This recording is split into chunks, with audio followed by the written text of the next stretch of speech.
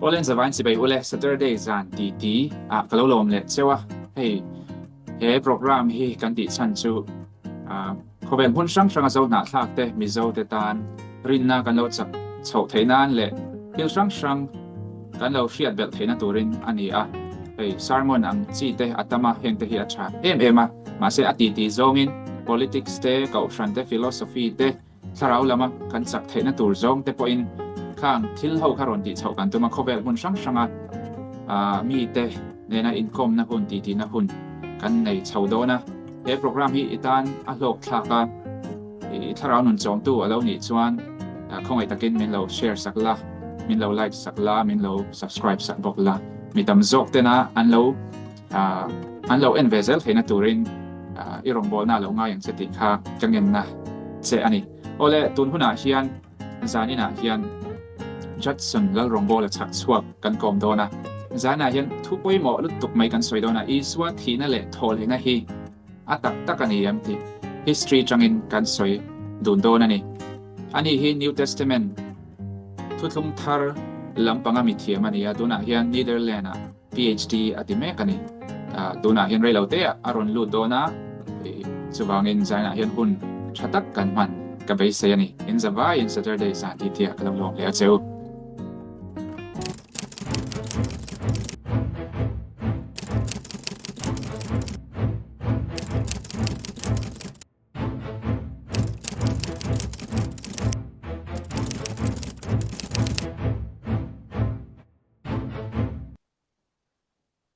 โอเล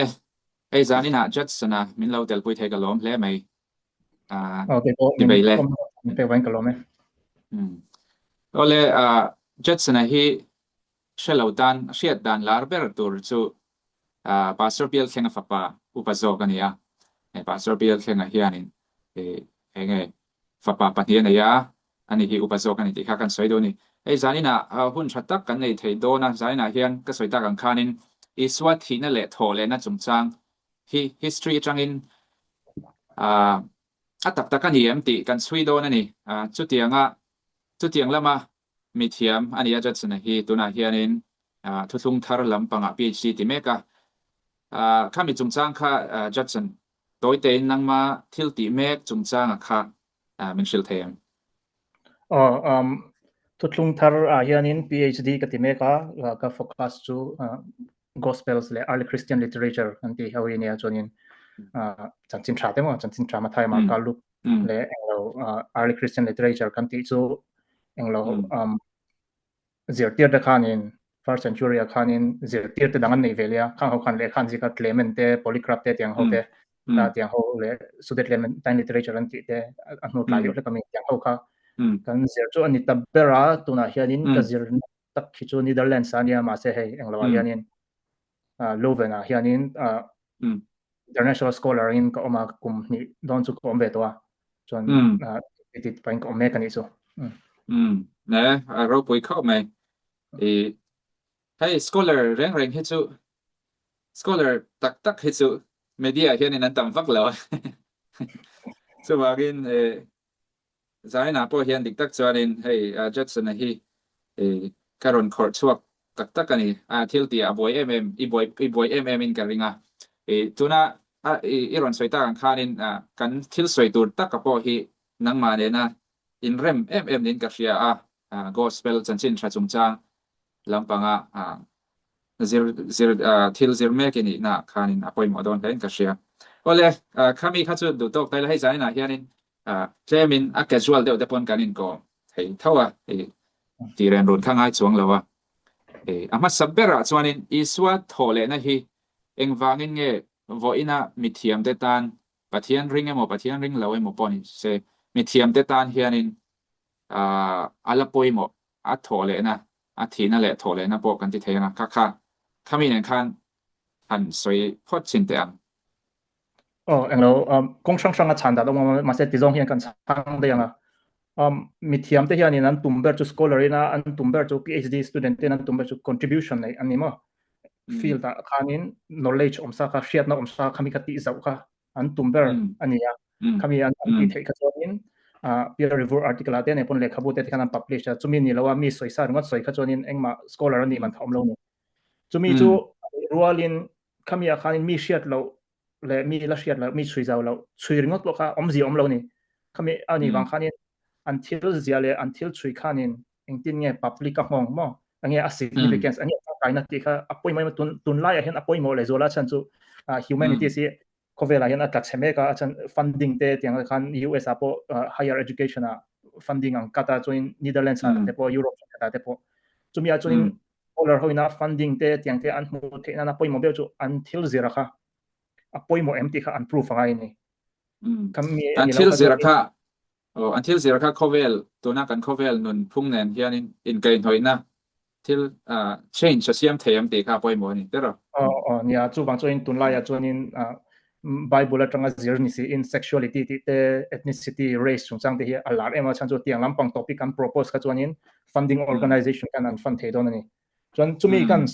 kan soide na chan chu khovela hianin christianity hi sakhona liam ber ni sakhona poimo ber ti meng christian na wang hianin mitam tak an lo thi pha mitam takin du dan an tor pa sakhona wangin in dauna tam tak po history a chuak to chumi christianity ina a claim ber chu a foundation a bul ange Christianity apoi mober Christian na apoi mober chu Isua Christa thina le thole na khani chuan ani awang hianin tun thleng po hianin scholar le mithiam te ho poina hianin anla zir chunjom zera ni mo hi hemizir chunjom hi engtin nge discovery tower le ange theory je sang tangin kan ange hi ange kan thiat the mo America chungchang te tinge thilmak chungchang te kan thiat the tiang khanin tun thleng po hianin lazir chunjom zera ni ya khami kha apoi mo na chuan a fia khop mai Christian na abul pui a foundation chu Isua thina le thole na khan ya kami kha kan proof thailo chuan Christian na kha chu thon thu ani mai do na chu wangin hemi hi proof angai ani Christian da chuan rin na nen a thia thole ni ti hi chu kan ring ani rin na kan te by faith rin na nen kan ringa ma se zanina hian rin na chuanin kan ti deuh tho mai the ma se scientific research ang deuh hlekin kan thir le do ni history kha ole azona panhina chuanin historian hoin historicity and the kami history a thil thleng tak tak ani le ni lo chungchanga thole na hi engtin nge an soi ti la ya kha kha han soi dun la teng Isua Christa thole na hi engtin nge historical method na kya pa kana soi chunjom zel thawanga historical method hianin engchen nge kan hriat thei mo engchen nge afin fia thei ti kha an boina chunia zirtir te le Isua Christa nungzui masatu te khan Isua thilen hi an ring tak takem chumi an ring ani chuanin ange a proof ange evidence chumi evidence kan nei chuanin ange a thaule tak tak ani ti kha kami kong hoizong khanin conclusion mo thutop na min siam tir them ti kha an thriber chu historicity of Jesus' resurrection kan ti chuanin chu tuna an boy pui chunia chuanin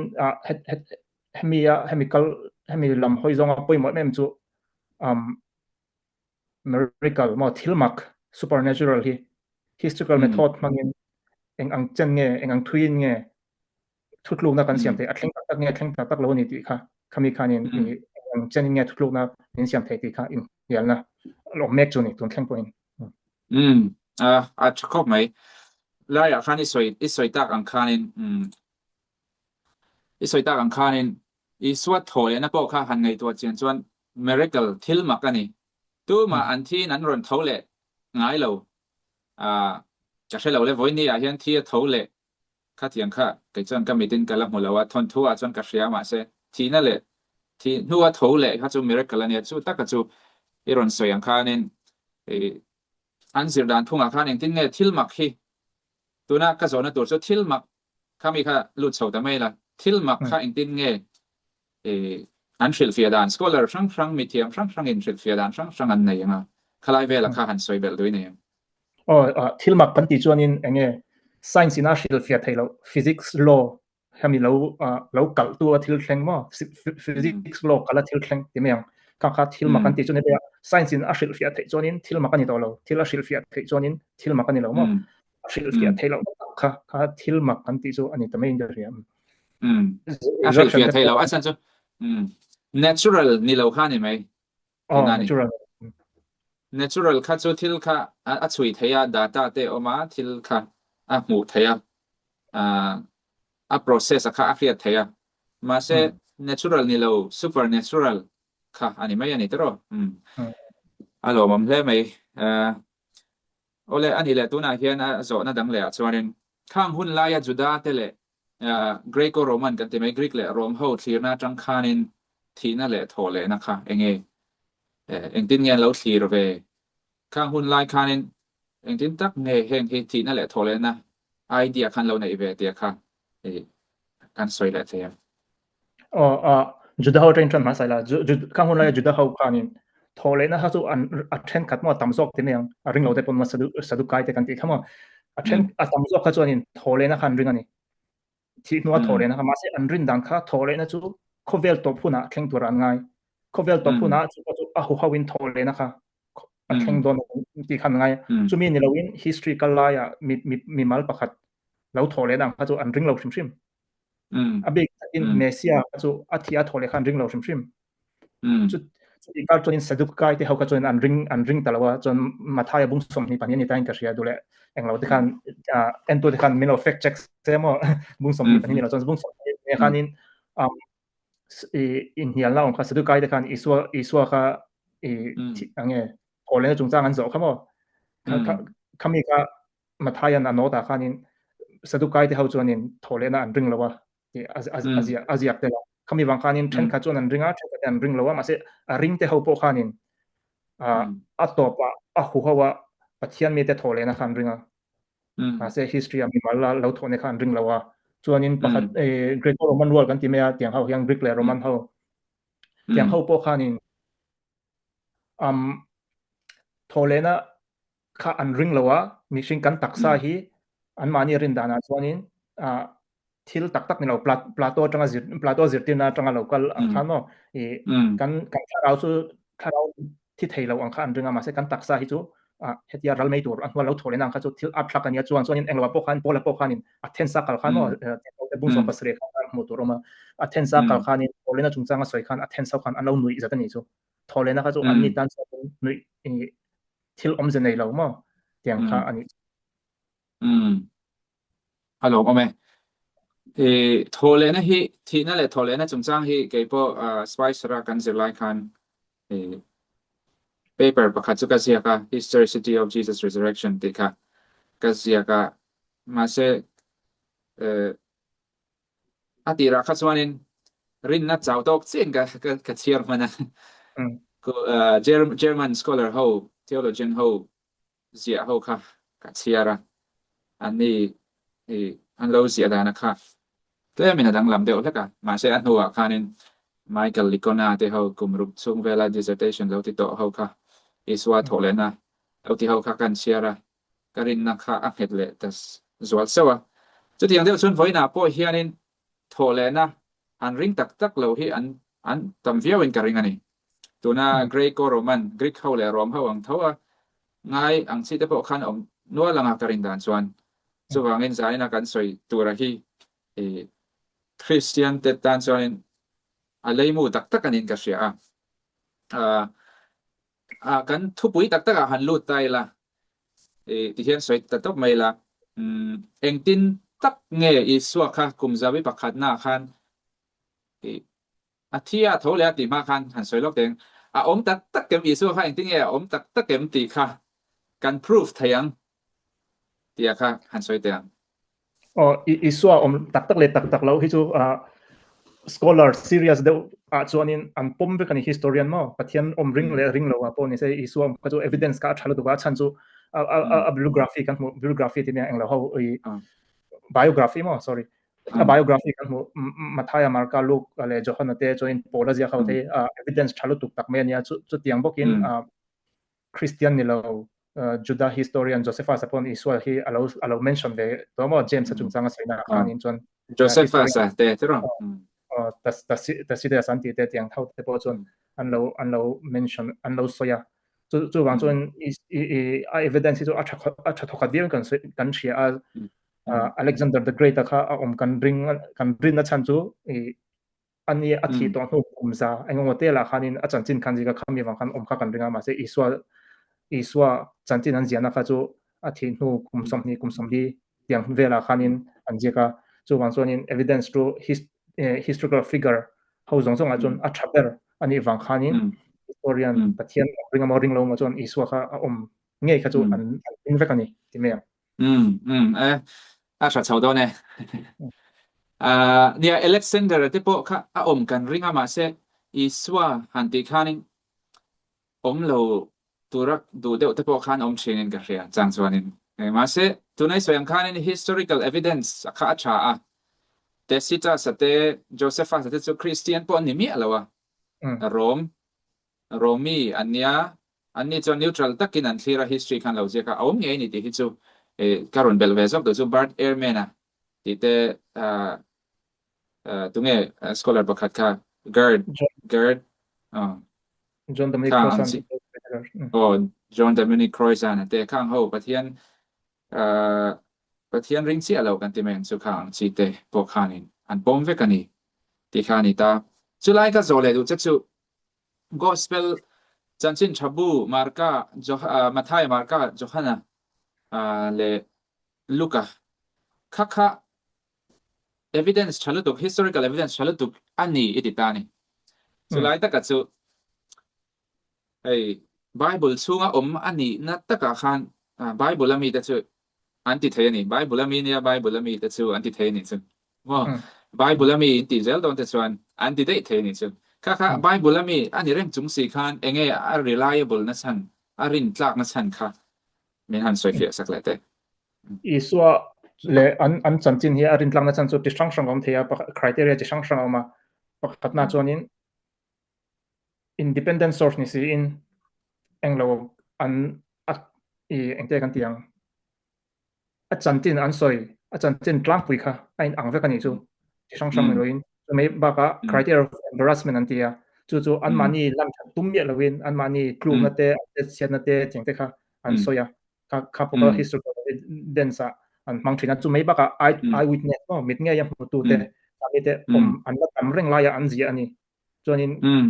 witness เตอันจันจินเสียคันคำมีเขาเราเสียเตียง eye witness คันนี่อีสุเขาตักเราตาเสียเตียงให้จุดพอจบไม่ดีคันอันเองเราอันสวยเทีย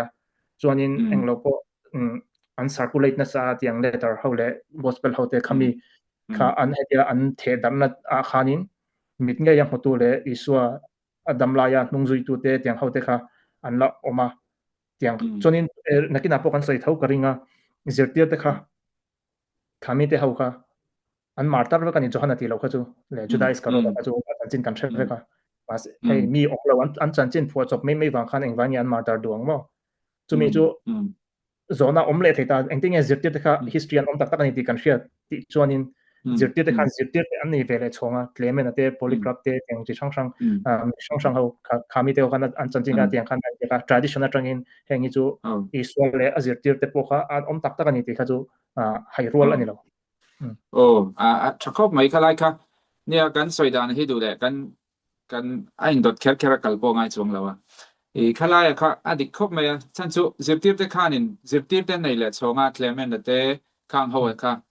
ข้างหัวพวกข้านอันมานี่ทุเรียกข้านินจิบตีบมาสาเตอีส่วนจิบตีบเตจันจินข้าอันเสียเจ้าส่วนข้าที่ข้านี่หลานช่วงเสียละส่วนวัยน่ะส่วนข้างส่งข้าทนทุบหัวจบไม่นี่ตีข้าคาร์ตัวเวียวันนี้อาจารย์จะหันทีเล่เลยโดนคันวัยนักคริสเตียนมูฟเมนต์ส่งให้มูมังอังไม่เฮียนี่ให้ผัวจบเวลาจังเราชกไม่นี่ตีเทนี่ตีโดนได้ละโอมังโตแล้ววะนี่ข้าไรค่ะอันนี้ครบไหมมาเซกันทีเล็กแต่ยังก็สอนหน้าฮาร์ตตัวไม่เทียมุสลิมเขาโปะฮีดีจะรูปเวลาอันเราชกกันสุดที่รัวเลยอันที่เวนัสซานี่อัลละอันปะเทียนต่างเห็นอันที่นัสซานี่ว่าเวทเอาไหมอันที่มาเซอันสักคนให้อดีตกันที่มีช่วงเราวะนี่มีเจ้าตรงกันสวยมินเราเราใช่ไหมมุสลิมอันสักคนอันสักคนให้อดีตเราข้าตามันนี่ใช่ไหมยังที่เราตั้งแต่ขันสวยโดนตายละมุฮัมมัดตะข้านินอันอุป zinga mi pakhat kha chu kumru ka ani na mi le nei khale chu tiam chu ani ta chung te po chu dik lo shrim pedophile deu le khan no pangte mi ban nei shrim kha dik lo tin ama kha warlord ania indo mi ania mi kha that na sai me ma pathian mingin athusia ka po e pathian minga mi tha kha chu apoi lo tin ta chuanin a hei chu nangwa tuina lampang zong pon ni lo ma thema kan soi du shrim ne chu lai ka ron soi du apoi na chu an ma ni po kha an thi ve na sai tu na po he gaza an thi chawa ma se gaza mi te khu an soi dan chuan an nu e muslim nu ho khwanin an fa te khu in dauna te an thia mi te an tha hian an lo mani an ti tlat meni a chan chu pathian ta an thi an ti khalai vel le iswa krista wanga thi ho kha enge ein an lo na angai hriat a har mai thei he zo nei chu kai po ka lo zo thin to chan na po ka nei that chuang lo kai pon ke po chana kan nei that em lo chan chu muslim ho ka chu tiang in ka hre chiang lo mo an thina chan le ang lo ka ma se kan hai po hi argument ang lo ho in critical scholar ri an man tam ta nia an iswa kha an ringa an rin wanga an thi na khanin iswa kha a thole ni ti kha approve lo mo approve lo an tia tiam chu ti ni se Muhammad ma nge muslim wanga thi te muslim sa khona wanga thi te tiang le chi sang ho kha engting e kan shil fiang ti kha zo na ani the ta kha chu nakina kan soi tura po ke ma ngai dana chuanin heng hi chu kan world miracles te shim po ni se ke mani world view le kan presupposition ngai nge hong an nei thui em ni chu anglo kha anti dang christian hoin protestant tam tak chuanin mary kan ring lo ma mary kha ma se catholic le mi tam tak in christian hun tran kha tu chon ke mary kha a in lar na kha an hutlat ni chu mi pakhat me pro arwalin mi sang chuang an hu ejipa chu protestant hoin chu mi evidence chu lo analyze don taila mary kha a thole mary kha in lar ani ti kha tu nge conclusion nei duang mo kan world view nei an bil tlat ni chu chan chu mary kan ring du mi alawang kan ring du lo evidence ka oma chu kan ring du lo ni ase hemi poi e reduction iswa thole na chungcha poi kan soi ama se a to pa chuanin ke mani world view le kan rin na akhan ala in kha thau ni chu ti ruale ro chuanin rin na kha ente kan tiang blind faith kan ti chu mizo to in ente kan tiang rin na evidence nei lo rin top na rin top na mol mang de rin top na kha ani big lo wa evidence thade chu kan nei ve ni ti kha kan soi khami kan soi tel kha apoi mo in tria ya til han ngai to thuk tak he chuan khalai akhan islam ho le christianity akhan enge adang lam na te kha tlem chuanin kan bu kha chu arit ve deu chu ngai ni arit lo kha chu muslim lama phakan wa omila apoi don lo tinang deu khani don tlat me isoyang khanin catholic ho pon mari hi an hu chanchin hi edi sa kha janga vel tangin an swing ga ria enge ale kha bomin kha thunder of justice am yemo ka se to lo abu ping po kha ka lo shachi na kha ma na tangin mari in lar na song an suita kha chu shil fia dan kong kha alo om thaw bible la tang chuan setana na tho de poni thei thawa khang kha chu setana point lar ve thei thawa ban tir ka ong pon in lar thea kan ga ti thei ani chuanin ni khalai kha chuanin muslim le christian ho in kara khan hemi martarna awang ringot kha chuanin thil kha kan conclude thei lo thil kha kan khai khom thei lo ani ti kha lang ani ama ro chu testimony kan ti hi shiat puina tuna eyewitnesses kan ti shiat puina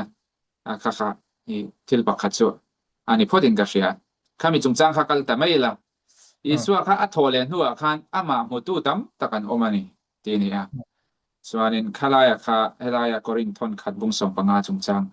korinthon khat bung som panga khan pola khanin shiat pui tu midam hongei tu te kha aron ziak nuala kha engtin ya kan rin thayang chanchin thabua po kan huthawa kha khalaya kan soi sun zom le chintia korin khwat ti ka bole khathon hi thuklung thar le khabu te kan nei zinga chuanin ama ber pol nia edi somnga pahnia tanga somnga pasari borvelazia ani hi mitam mi scholar tamzo ngai dan nia chumi amja chu iswa thi kum som ni vel le kani chumo anzia chu chuanin khatilaya korinthon khatbung som pangana บุจังทุมาจังกันเชียร์ชินดอนี่เคลียร์ตัวแต่เองเราอันเชียร์จังทุมาจังเรียดค่ะนังมิโซไบเบิลนี่ส่วนนี้โนเอากันเชียร์ไงกอรินทอนกัดบุงส่งปังอาจังทุมอาจังเฮียนกันเชียร์ไงมาสับเบรินกับหูเวบกจูก็สิลสอนเจ้าค่ะคัตยาคริสตาจูปะเทียนเลกทูอังเซละกันสวลเตอวางอาทิอาอันภูมาปะเทียนเลกทูอังเซละนิทุมเนียไก่ทัวออกมากีฟ้าเนนะอารอนินลาเตค่ะสุเมนูจวนสมเลปนีเตนเฮนะไอ้ลาเลสุเมนูจวนอุนาวจังไอ้ตำเนนะไอ้ลาเลซุงซิงมีตำจอกจุตุนเทงินอันละดำเชวะเช่นขัดเอโรจวนมุฮิลตาสุเมนูจวนจักรปันเฮนะไอ้ลาเลสุเมนูจวนติรเกาซงเตนเฮนะตินอโตเบระจวนหุ่นลาวเปียงอังเกมาเฮนะโปไอ้ลาระที่ซงอันนี้จังเรียกบุงทุมาจังบุงจังทุมาจังจังสริค่ะเองเราคริสเตียนอิสวาคริสตันนุงซุยตูเตอาทิตย์หูลอกชาปตำโลอาคานินคามีค่ะคริสอันนี้นี่ที่คำมีตำจงไอ้ด้านนี้คริสอมเจียสุอินคอมนาอันสวยอย่างคำว่าอิสวาจูอัทาวเลียนเนี่ยอัทาวเลียจนอาชีพปุยตูค่ะเกฟัสเปเตอร์มั้งเปเตอร์ค่ะออกมาจนสมเลปันนี้จวนนี้มีจังอาเตจวนนี้จักรปะอิสวาอุณาปะเขาคำมีเขาอมเลียนหัวโบราณในลาเวียคำมีอภัยโมเอ็มนะจันจูก็ใส่ตัวอังคานินทุกลุงทาร์บูเด็กกันในจริงอ่ะเห็นค่ะมาสับเบอร์โพลเนี่ยจู่ขัดที่หุ่นไล่คานินโพลคานินจังอาที่จริงอ่ะคานินมิดขัดจังอาที่จริงอ่ะตั้มจอกสุอันละดามาที่มั่วเช่นขัดสุดที่ตัวมาเสจู่อมเสียจู่ขัดจังอาที่เขาค่ะอัดดิกตักเนี่ยดิกตักเราที่ค่ะกอรินความมีที่เขาคานินอันจดให้ตอนนี้จู่อันหูตักเนี่ยหูตักโดนเราขัดยังอ่ะทิลมักลุตุกเราอมขัดจู่แห่งมีที่เขาอย่างหัวที่งอยบ่มีอินเดียงขันมีล็อกสิตาเสกเปาทิลมักได้เขายังหมดแห่งตาเสจู่มีเชียดปุยตู่จู่จงง่ายๆค่ะไงโดนนี่คำมีบางคานิน historical evidence ชัดเดนี่อินยามเตจวนนั้นส่วนนี้ชักก็ไหมข้าบ้าข้าจะอมไทยเนี่ยตลอดสุดที่รัวลินต่อไปจวนประเทศเนี่ยนะกันอินซอมนะฮิจูอารินเหลวโซนกันกัลจวนอารินเหลวเฉาเซลเทียมาเสตัวน่ะ evidence ชัดเดียวค่ะ historical evidence ชัดเดียวค่ะถ้าข้ากันรินนั่นติงไงตัวนี่เทบอกกันนี่ทินอีสัวจันจินเสียนะที่ manuscript อันที่ออกมาจู่ตามมันนี่อันที่ข้าหันสวยเฟียลูกแล้วก็ดู manuscript อันที่ข้าเองอันนี้เองตานเงี้ยจู่เองกันตานะปอยหมดนะ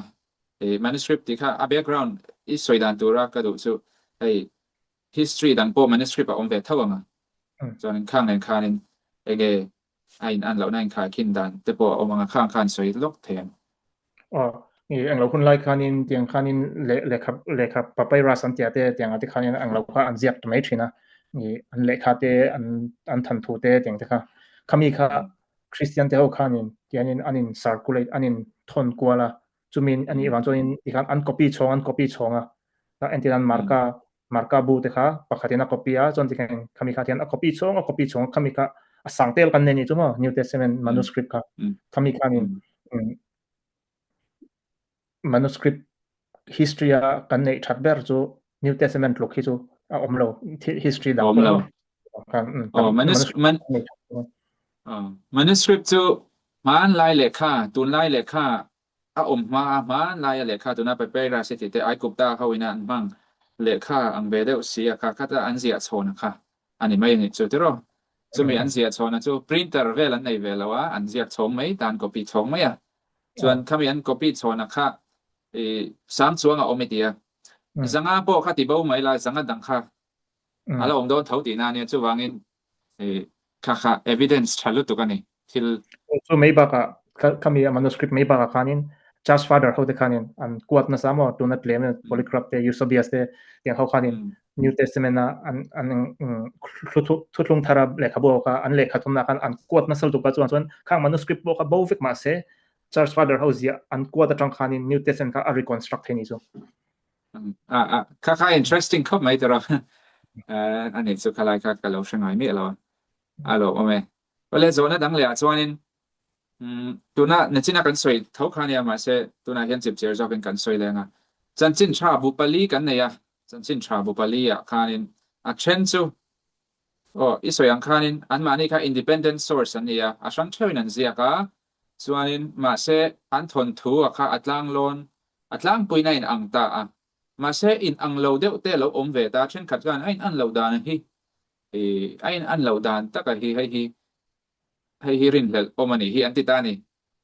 chulai vela taka chu engtin nge khang ho kha asiak tu kha pali kan mu the chanchin tha luka marka jo khana le mathai kan huwa kha ain anglo deuh te alo om ta chen khata iswa thil soidan phunga te po hai he ti hian deuh ti deuh hian aswa ti deuh hian pakhatin alo ziak boka khang vel kha engtin nge kan lo ma chon dan tur te kha kan soi le thengem tiang kha ain anglo na kha omma se a message le a anglo tlang pui ka chu a event tlang pui ka chu ain angni iswa tholena bi ga soi taila iswa tholena po khanin mathai le marka khanin vanter ko pakhat angin soya chonin eng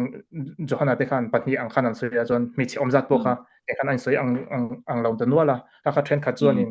tholena rin le nan le he an thil zia hi rin hlel nan adik tok lo ti nan khan an mang ta thina ma se chu ti live vet chonin eng an thil soi enge a kor mo eng te kan tiang a thil thleng le a thlentir tu le a kor ti meng mo khamia a kor eng lo kha chu ain angani chu kan soi fianga iswa chu a thu cha tlang pui kha choi nan iswa chu athia a thole ni de kha chu ain agree vek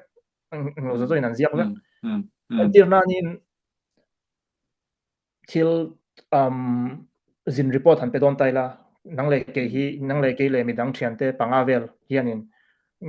Mizoram khoyamo champhai zo tu champhai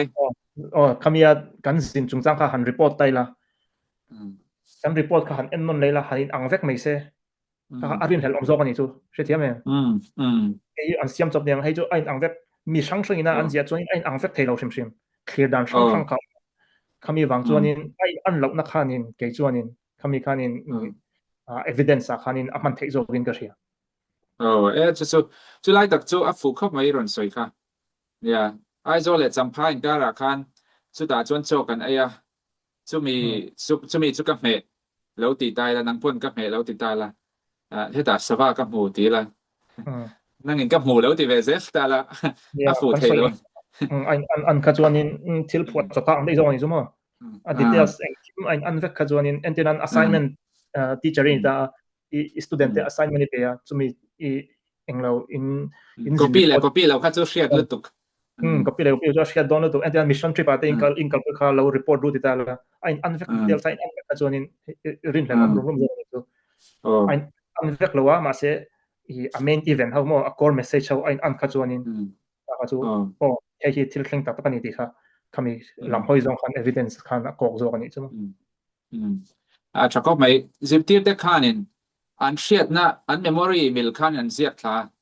an memory a khanin a chen kha vanter ko te po kha an enge aza ta kha adi te la kha an lo chan chu an memory mil khan an ziak ma se tu nai soyang khanin a core message a thucha a lei mu kha chu ang fekani champhai ai zol chu champhai kan zin kha chu inang vekani kan zin vekani kha chu dik vek ma se a che a kal ko kan thil ti rang rang kha a di te la khai nang lo deu mai ani ti kha ni ta kha a chiang khop mai a dot le kal tai la than ai sa ko rang rang a hian buddhist ho in buddha kan na ya hindu ho in pathian rang an na ya chi khan ma se than ruak kha iswa chau in nei an ti thin ani mo kha than ruak kha iswa athia thole nge ani ti nem he na engkia changkai nge apoi mo chan le enge nial khan om thei te tiang khan han soi le tai la chang nial khan om thei chang khan an ton la dro kami kha then kha chuan in iswa thlan ruak kha iswa kha athi tak lo ten tiamo then kha chuan in zirtir te khan in an rubo dei ang no kanin an rubawa kam mi wang kana tlan ka ro kani an tia ti kanin theory sang kha on via then ka chuanin I suar ruang kha mi izirtir ke khan lo mi dangin an ruwa a chan chu khati hun lai po khanin I so hun lai po khanin mi thir ruang rukha kami kha ala lu to kani chuma englo thil sang tin an kan kami ruang khan phang thina kami wang khanin then ka chuanin an ruwa kami wang kana ruwa kani kha an ti thina chumi chu ani theilo na chan tur chu zirtir te khan han ru po ni ta se kami an ruk wang le an kami dot wang khan engtin nge an thi pui theyang mo kami an martar khan an thi ka kami ka an thil ruk le dot pho chop wang mai khan engtin nge tiang khan an thi tiang kha chu hey a probability kha niam lu to kani chu kami khamo chu la choni khan kha aruak tak taka chu ba ka englo kha kan nei boka Joseph of Arimathea ante khamo mizo in Joseph of Jerusalem mi kha kami kha khati lai khan in ni englo khan thlan kha ania kami kha ava en fia theni chu englo ahun lai khan in ring lo poni se iso kha thlan kha ruak ani ti kha chu iswa thana ruak ani ti kha chu achianga ma se kami aru na chan kha then ka chuan in soitong khan in an aruang kha an rubawa chuan in then ka te chuan iso kha thitak tak lo ten tiamo iso kha thitak tak lo thi fainan an la kha kami ka thantu khan pho chopani eng te khan tia ma se kha ka probability kha yam viewing ka sia aruak ti kha chu chianga aruak ti kha chu tu scholar pathian ring lo scholar pon an pomang alai kha chu ma se argument danga chu an rubo ti po kha ti the ni ma se tunai soyang khan an ruk bo po lo ni se eng tin pon lo bo lo ru bo ta po ni se an ruk bo nu a khan eng vai nge zirtir te song kha an ruk bo I suwa tan khan an thi vekang ti lai kha te ro kalai kha thil oi om lo ne tuna hianin ei kan pui hi atan hen ka thinga mangai mo ka tia thinga lawang ti chuan min how ang ti ka lau deu thlaka ma se mani unau te nu pui te tan po thi hi har vi om ka tia mo chu tiang ina kol mai mai kan thingam tak do na mi le o ka tia chu ti kara zirtir te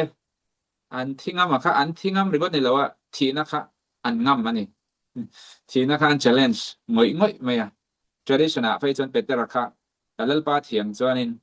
ka thi du lawe a le ding zomin min kheng bet ro atia chu wangin tlan chiat ril ru khan ni lo rim kha kha tiang ani wang khan kha evidence chatak chunin ka sia ole ti pa khan hey ti du dana khan tur mo ti du dana na satak te khan tur khang ho po kha eng vai ni an dot pho chap wang mai ning ting tiang she om tak le ti du dana an tor peng ti po kha po soi ve ni chu a chakop mai a dot le a chuanin I swati nuwa khanin atak sa khan tiam sang te oma khami ya kha history atangin tia han soi zom dana omen ka khan postmortem thek chu ni to mi achong lawa ma ro chu achan chin atang khanin han soi zom the omen iswa chan chin he a thole na nuwa atak sa om dan kha englo ho pon mi tiam ho pon an discuss no na kong le lama chuanin a thole nu khanin zirtir te bani emau konga kal hau khanin tungen ni di khan shemya lo ni chu bible chuanin an mi ti delina omti nge ti varin om lo an ti ati zo ing thami wang khan an mulo pon ma se tiang kan tlai cho dian an ti pui shep no tlai cho an nei do ama aloin puan cho no cho khan an shia kami wang khan a thole nu khan atak sa kha dang viau mi mo an ti ranin tuna kan classmate te tiang te thit kum thum chung kan zui mo tiang kha chu an chong da na chang te le an che je chang khanin kan che thei tur khan kan nga ya chon chu mai ba ga Johanna bua khanin iswa kha englawa khanin bang te kha kartlang ang khan mo Johanna bua khanin englo room chung an ma khan tiang te khan je kha chuan then kha chuan iswa thole na nu a thole nuwa atak sa kha adang de le kami ti dan te kha oma ma se chu ti ro le ro chuan in thoma te po khanin atak sa te khan an zen nge ya a ser lung kha chuanin nga englo sanga te ei puya cho te kha ei puya zanria te kil puya sanga lo la ro te ro sanga kami wang khanin atak sa pa ngai chu machine taksa ka chu alani ti kha chu then ka an rindan chu alani ya kha an argument ta le an hial na khan ang veni chuเนี่ยอีสวัสดีโทเลนะตักษาค่ะทราบตรงตะกินalla physical เวทเท่านี้ท่านโทรมาปนเซนทลัดไหมเราเรวยค่ะจูเซนเทโดนหรือว่าอันนี้เรามีส่วนบางทีโทรมาค่ะเนี่ยค่ะเราเซนรออาทิตย์เราเซนรอแล้วคอยรออาทิตย์จนสังหารแต่ปนละไอเทียอาทิตย์โทเลนะตักษาค่ะส่วนบางส่วนนี้physical ตีค่ะไว้บุรุษจังส่วนนี้อะไรงั้นนี่ทลายค่ะจะครบไหมเนี่ยส่วนนี้อดดเลยส่วนนี้มากันสวยเท่ากันตัวไหนเห็นหันสวยแหละแต่เท่าใจละอีส่วนเสียที่เต้นที่หัวคันอาจารย์สมาร์ตารินเนี่ยส่วนนี้คริสเตียนตั้มตักเตปอกค่ะคริสเตียนมูฟเมนต์ค่ะเราหนุ่มตัดเจ้าไม่นี่เก่าฟัน early church เก่าฟันมาสาแล้วเปลี่ยนนั่นสั่งค่ะอีส่วนที่นั่นแหละโถเลยนะฟังค่ะอันนี้เจ้าข้าไล่ค่ะคริสเตียนมูฟเมนต์เลยข้าที่เราอมเฉานะคะอีสวัสดีนั่นแหละโทรเลยนะวังอันนี้ดานะคะข้าไล่เวลาค่ะสวยเบลด้วยในแคตตาล็อกจอนี้ป่วยจวงแล้วค่ะอีสวัสดีโทรเลยนะคะอันเรื่องจู่ไม่บอกค่ะมี movement ค่ะเช่นค่ะจอนี้โทรเลยนะอีสวัสดีเท่าเลยนี่ที่อันเรื่องตักค่ะมีอันนี้เราจนค่ะมี movement ค่ะจู่อมเทลวันเดียมาเสียบาร์อันเดียค่ะจู่เอ็นตูตั้มจนกันผม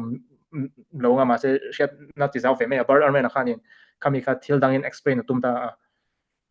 khatia veteran aphatsan khanin aphatsan nuwa khanin isoka thitasia kami veteran in thiam lo lutukha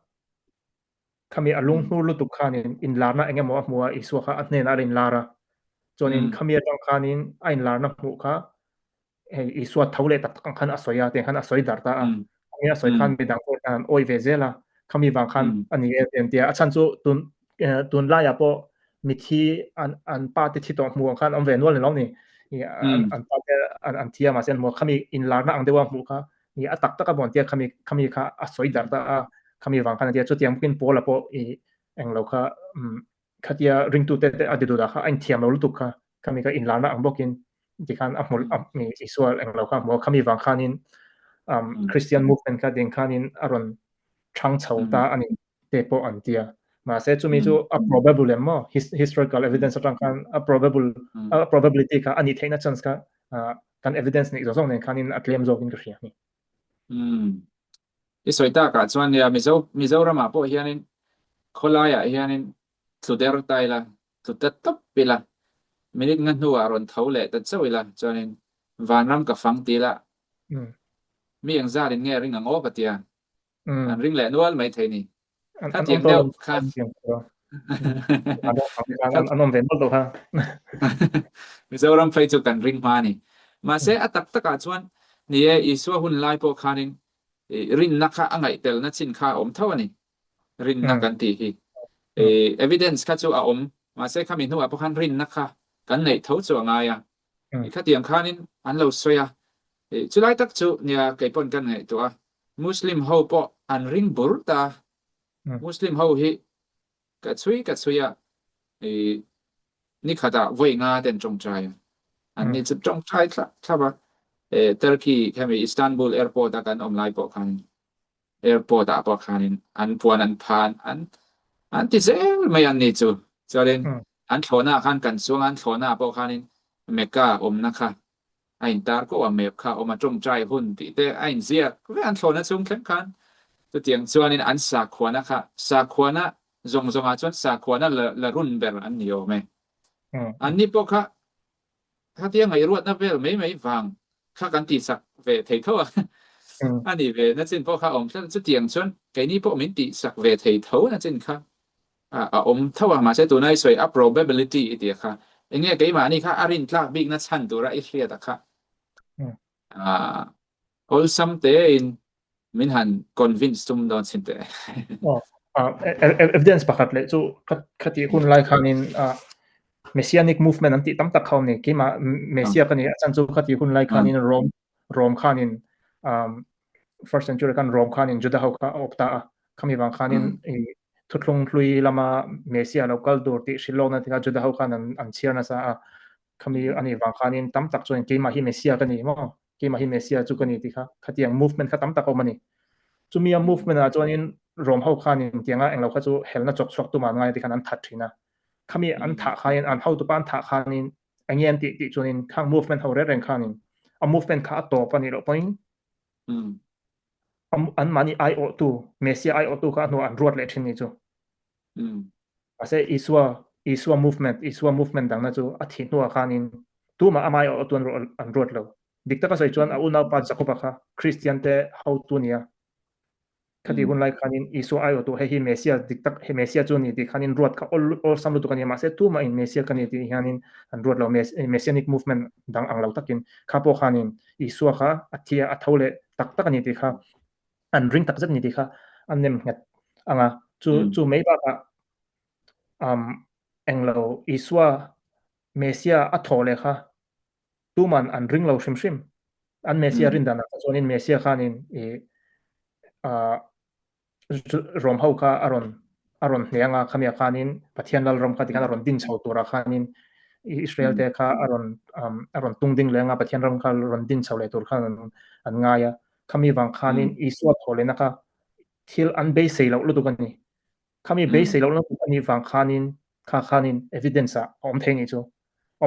tuna merit te pokon soita ma se merit te kha chu dikta ka soi chuanin ain lar kha be sei na omani chu tiamem catholic khau ngai da chon merit chu tiam be sei na kha omani merian mo de ma se iswa kha chu khatiang be sei na kha om lo soi to ang khanin juda haurin na kha chuanin ni juda haurin na kha chuanin tuma mishinka khatianga ami mala thole na kha an ring lo shim mo ato ba khanin ku kha thole na chau kha an ring ta khami wang khanin hemite pani iswa tuma iswa englo io2 an than lo na le iswa thole na kha be sei lo lu tu ka thil thlenga ni wang khanin khami wang khanin hei poina nem hetin arin oma chu ba an be sei lo ti shet na ti asiat le na chan pa chu athi khanan lungai em khamo an lungai an tlan chia an tlan chia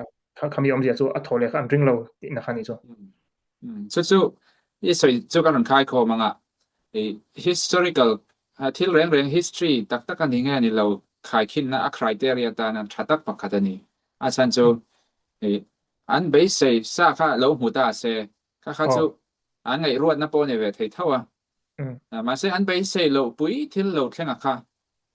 khami ya kha ain zia dan an chan chin in zia dan an narrative chu ni tlat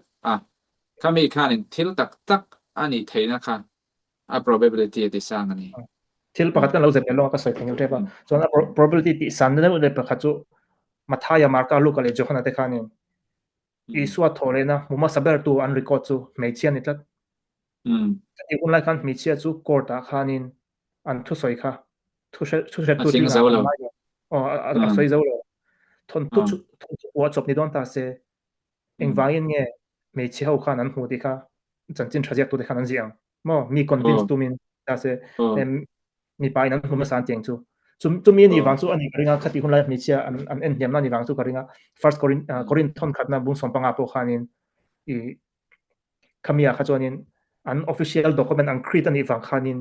a thu set iswa tholen mi pa ve kan ti ni chu petera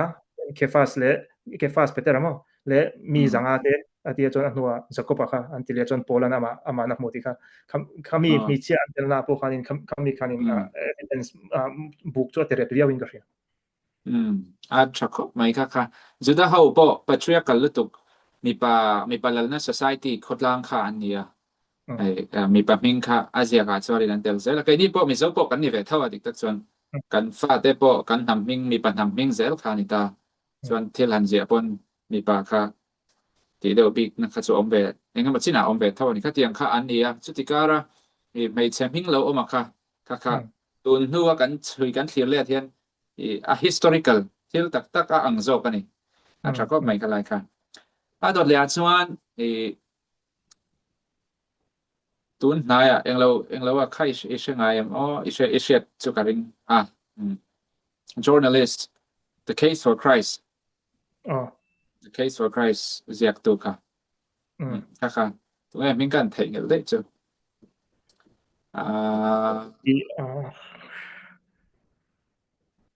ma kha journalist ne min kha ka thei ngel le Eng po chani se khapa kha achan chin kha soilo kela achan chu interesting a journalist ania pathian ring lo ania annu kha ning pathian kha ring ve de chho chana kha annu kha pathian ring pathian hi om tak tak lo ani de proof tumna lama kha ning mun rang akal atopa chuanin pathian ring zia kha le khabo ziak ta hialani kha ilo sheve to ma soizau de Lee Strobel no Lee Strobel Lee Strobel the case for Christ di tu khania acha chu ko ria chu ti role ro chuin khapa kha tam takin mi tam takin ang criticize ve thoma ang lo kha acha chu evidence lak na ho le eng lo kha ain mil lo de ni an shia kha chu ma se yang lu tuk lo wa ma se ale khabu khanin mi nan soidan ka recall thei chuanin khatianga a interview ho kha in eng lo ve kan nia conservative scholar ve kan nia ti vele an conservative ama eng lo conversion hun ka khamian chut khanin engamo in mil lo de kha ma se eng poni se kha chu an criticize na khani ve me mo ma se mi tam tak ani ang po kha an ve ni chu then kha chon so hun lai po ngai to la thoma po khanin azen nge mo evidence azen du nge chi khan azen du nge mo evidence mamo chi khan on jo rin na po hianin then kha chuanin kherlawa pathianina ki mania nuna thoda le tharau thiang min pui le thiam mi wanga rin na ka kan ne ya ase then kha chuanin tharau thiang rim na tho mei ba ka claima evidence modu na khatiang zonga rilu put rilu rilu pu te bo han oma ma se khami khang hautan po panin ni evidence chu kan ne ni ti kha ala na poimon chako mai Johanna Bungsom ni chang som ni pakoi ka ron chialok dowa Johanna Bungsom ni chang som ni pakwa hian tuna kan soina na mil deuh chu chang som ni pakwa Isun an hena nang chuan mi huwa wangin iringa ani mulawa ringa piang te chuan enga thole adini athen chuan mukha andua ma se mulawa ring te phei kha chuan enga thole ti kha om ve chat mai ni ole adot le akal taila historical research kan ti history mang hianin thil mak thleng tuna thole na chungchang te pon thil mak thleng hi kan proof thayem chu engtin nge kan soyang achan chu tuna kan iswa thole na thina le thole na po historical data mangin anita so wangin chen khat hey video apo kan china khoi medical report tiang chi medical report tha chom thai bok si lawa chu ta chon historical record hi engtin nge arin tlak ti kan bom thayam ti la khan soile don te historical method a chuanin danglam na chu experiment kan te lo ni chu experiment ti turin engma man ruak ani lo man ruak ti le ma an to lo ni chu material le khami song kha experiment ti ve ti ro di kan observe theilawa kan ti theiber chu data song la khoma khami probability lo a thutluk na lo siam kha ani tamaya chu mi chu khami ani wang khanin history kha arin tlak lo kan ti thiang bik lo khami englo evidence le le ma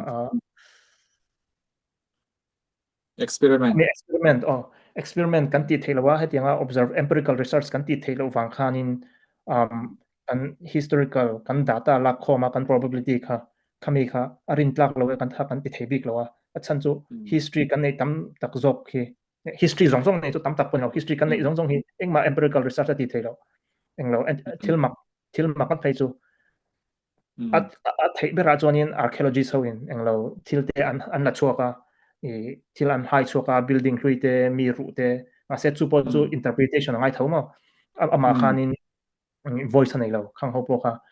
chu probability thau an mangani chu an mani po khanin chuan kha tak khania historical method a limit na chu kha scientific method angin tiang khanin finfia ve thei lawa ma se chuti role ro chuanin kan probability kha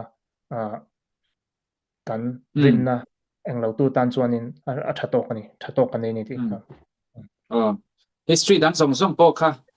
tiang tho kha ni ta Napoleon po a om ti kan ring thawa Alexander te po kan ring thawa chu tiang tho chuanin ani ve thawani ti kha ni me ya ma se thil mak chong chang thu a kha chuanin nia a in ziak ang kha a probability arin tlak theidan tu ra kha historian how khanin te na te fung te khong kha an ya chumi mil chuanin arin theichin kha kan ring ti na ni meng chmo chulai chu premo kop mai kha ani le scholar dam tak khau hianin ring lo an om tani an rin lo chan tu na kan soi Jesus seminar ti te croisan te ho Bart Ehrman a pechular ma Bart Ehrman pechomi hial pui kherra tum trina chanin ang te khanin enga tinge an rin lo chana hi le aring ten en khan enge ain an lo na vela kha toite na soi le te he chu an world view le an presupposition in na sheta mo chan chu an mani historical method an naturalistic method an mangani naturalistic presupposition na ya omsia chu thil mak ani phochonin thil mak history a inzia chon kha chu an ring lo man lo ber an ngai ani chu thil mak re ren ka chu thil thleng thelo ni om lo ber a khanen an ngai sa ang lo datan en ma hawin kami ani wang khanin thil mak re ren ka chu rin hlel la nen le tiang khanin an enta ma se chu ti rol chon ring tu te chonin pathian an roma pathian om chon pathian chu approve thei khain mo pathian chu history a thil mak tam takatia kami rinna an nei wang khanin kami an data interpret dan kha data pakhat thau ma se jisang sangin interpret an kami an presupposition like an world view an ti meng mo an thil ngai dan lo nei sa khanin thui tak a hong in train natural so a world view nei kha chon thil mak reng kha an ril ru kha khlep ngal rim shima an ril ru khlep ngal la wang khanin ti thei ba kan ni lawa ka ngai tua mai mai tu na kan soina enga chuan zol nei kan ti te po hi ai bible la zol nei ho hi pathian kha na bia tin nge approve min pero bia chinge belo cheti kha wan lai choin an tingai chuang lawa an oi lo ve thawa ma se pathian ni na min bia han ti te po hi voina hianin khang zol nei ho ka lo om ta se pe ma ni hianin kan ring kher ngam ti kha ngai to ni kan ring kher lo mi thei ni ma se chu tak chu enge mo chin kha chu a supernatural lai kha azu su shiat thiam dan tu ra kha pathian in min pui lo chuan shiat thiam ma the ni lo chulai chu pathian khan min pui tel kha angai ama ring tur po khan min pui tel kha chu angai ni na lang ani khalai kha a to blam kan lo nei to nga thei kan soi ho kha poi mo kho maya voina tan thina le thole nan chung sanga evidence sang te kan soi historical evidence and thing Christian theology a hianin ala poi mo ring ti te su kan sian sa ma se poi mo da na kha voina mi da tan le swal enge hemi historicity of Jesus resurrection is what thina le thole na a history a om zia tak tak ani zia hi eng fang nge voi mi da tan poi mo ti kha soi le lok te am hi a poi mo khop maya pola tong kam takin hemi kan ning lo jong kan rin na iswa thole lo jong kan rin na jong a thon ve kan yati khama korin thon kan som pang ani khami bang khang kan rin na jong thil dang jong hemi arin na iswa thi a thole na henan ngata chandam na kan sia thiam dan te iswa lo kal le na kan sia fia dan te le sual le iswa na ne tur thu kan sia dan te kha hemi iswa krista thina le thole na hianin ai nga thui khop me chonin ni englo ho tan phei chonin advantage ho tan phei chon tu na iswa vanar arong bol na mo puithia ma arong bol na khami po kha iswa a thole na khanin ni khami kan sia thiam da khanin a hong thui po da toi jong chonin kan rin na jong bul phum ati thiang chu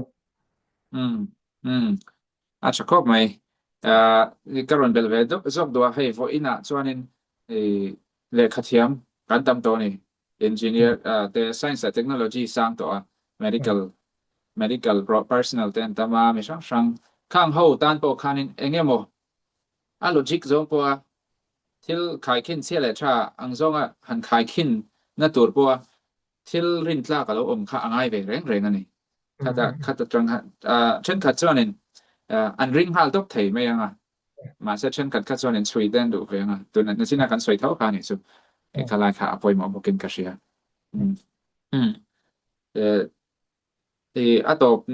atop nan le khabu hetiang lam pang kai noi zir zom du tan thlir tu te tan alo zir zom du tan le khabu han ron du te nei tun nai ti le ma kum legal ta khanin Dale Allison the resurrection of Jesus Christ is yaka chu tu na chon tiang lam pang bu chon athaber tia chal nga mania Dale Allison ma Dale Allison ka in zon chon in resurrection chung janga zian kha scholar ho poina an respect mo ring lo mi te le ring tu te poina an za scholar ang khanita ka in balance de win resurrection chung iswa thi na le thole na chung chang a thole na begin khami chung chang kha achuya le khabo khan khami kha athaber ati ngam theya chonin chu lo ko chu anti writer zia po kha iswa le thau kha azia kha sang ni pathuma publish to nin ka ria englo fortress nem revolution ti khami lo zo